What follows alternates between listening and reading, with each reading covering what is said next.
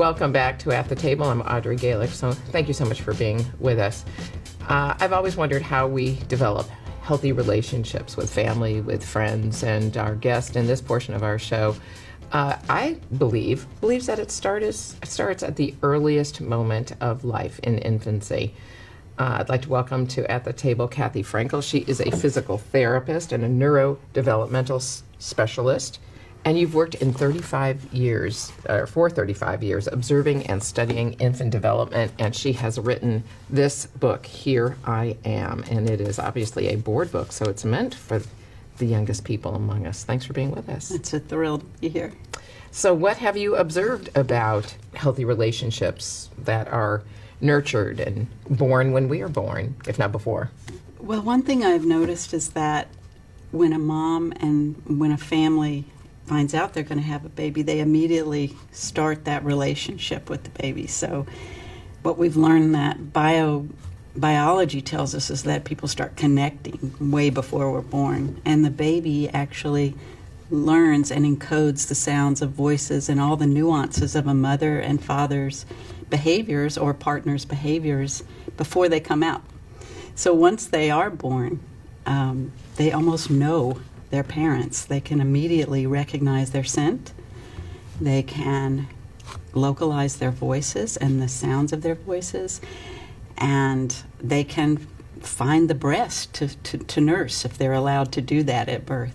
So we come in with a set of attachments, and when parents are able to explore and learn about those attachments early on, it has much greater meaning than it just sort of happening.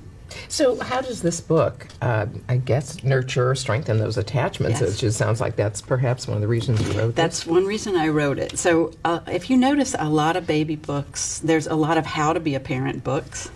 And What to expect. What to and expect, that whole series. and how all the things are supposed to happen. So they're very procedural. And then there are some psychology books about emotional connection and how to help your baby develop. But those aren't always read by parents early on. They're in the thick of it, right? Yeah, they're more likely to think about, how do I get through the night? How do I do sleep? How do I feed? Or how do I breastfeed? And there's a lot of questions around that, and rightly so. But we don't think as much about what should the early emotional environment be, and how should we connect early, and why is that important? So I looked at what baby little board books that parents are being told to read to their babies. What was the content? And the content is mostly about just color or animals shapes, or this is my mom, this is my dad.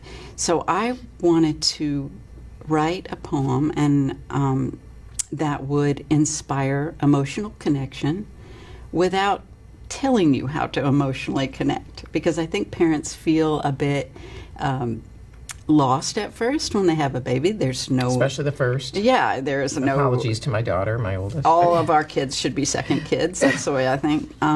But yeah, so learning how to gently support a family and emotionally connect to their baby without being overly didactic or overly authoritarian. You should do this. Yeah, I mean, we all get this blame, like, oh, you're holding your baby too much, or you're not holding your baby enough, or they should be sleeping through the night by now. We always feel like we're doing something that's not right. And what I wanted to give permission to families is to listen to their child, to be present and watch, that the child will lead you in what they need. And if you stay connected and stay observing. That's almost, it flips parenting maybe on its head a little bit. It does. But if you think about establishing a relationship with your child like that from the beginning, not imposing your will and your schedule on them, and working together to create this relationship. But an interesting thing, I don't want to belabor this. Yeah. No pun intended, but I know that in some situations, living residences with older adults are beginning to understand that that's important too. More patient-directed. Absolutely. Interesting at both ends of the lifespan. Yes, I can tell a story about, on two different ends, giving a baby a bath, for example. A lot of times babies cry in their bath.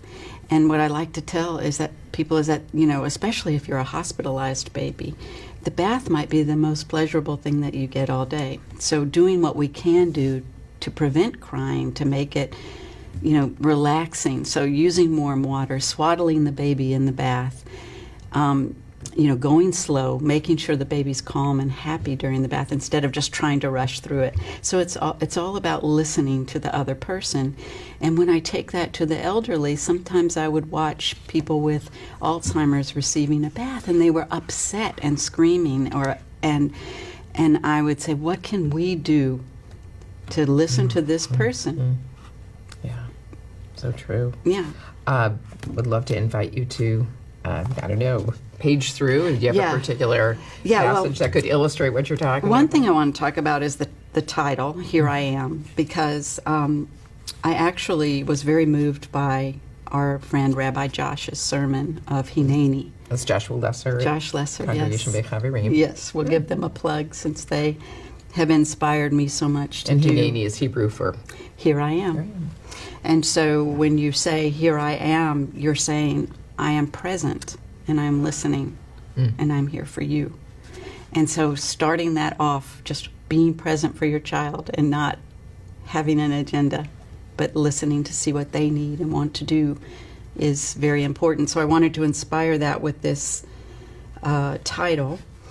And then I was very purposeful about the pictures that I chose. I tried to be, you know, reach people of all different, you know, ways of life and cultures, even though I believe that having a baby is, you know, across the board should be pretty neutral. I think there is a lot of bias built into when mothers go into the hospital to have babies, and they may be experiencing bias. So we want to try to start off on a neutral foot with this book. And bias in terms of how they are treated? Yes, I mean, if you're low income, if you are underserved, underinsured, you are often treated differently than those who are insured. If you might not speak English, it can be complicated. Some people have birth plans, some people don't. So, you know, there's just a lot of variation, and I wanted this book to serve everyone. And one of the lines in the book is, from the inside out, I know you. And I wanted people to think about the fact that the baby already knows who they are. And when the baby comes out, they recognize their parents. And that can create this amazing emotional connection between the group, the family. So the other thing that I mention is that my heart beats with yours. And we know that there is this amazing biobehavioral stability that occurs when you put a baby skin to skin. And the heartbeats will, and the heart rates will synchronize. So, you know, having that experience and asking for that time after your baby's born to just be able to place them on your skin for at least several hours after birth is hugely important. It's interesting. There's so many cultures that do that because Do that of the need anyway. for, you know, parents to perhaps be working and their children held close to them. They do. They tie them on, and we tend to not do that. But there is a much bigger effort now towards baby wearing, I've noticed. Yeah, which is really, there's clubs and all kind of things I've heard about. So, yeah. Other things in the book to sort of bring a parent in is to observe the baby's breathing. That when you put your hand near their face or their head, their nostrils will flare as if they are trying to breathe you in, and they recognize your scent. So those things are all very important in establishing connection. It's not just looking, it's not just hearing, but it's this whole sensory experience of smell and taste of breast milk. Well, imagine what that does, both, you know, for the connection, the baby to the parent to the baby. That's right. It's this bi-directional piece that if the mother and father or partner can observe these behaviors, Now, you've worked a lot in neonatal intensive care I units, have. and so you must observe, babies that don't get this initial opportunity to do Right, that. and that is the piece that is so interesting about this book, because when a mom or when a family has a baby that's sick, the baby's usually removed from them and taken to the unit.